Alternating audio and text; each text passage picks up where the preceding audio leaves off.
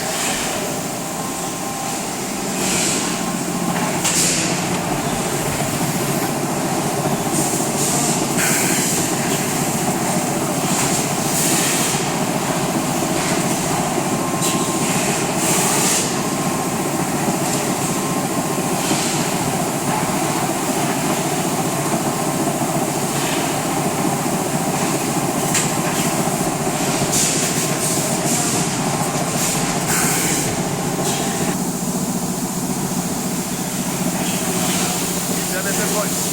Hadi. Hadi hadi. Dur gel. Vay yardım sanıyorum ben. Nereye lan? Oğlum 4 tane kahve söylesene.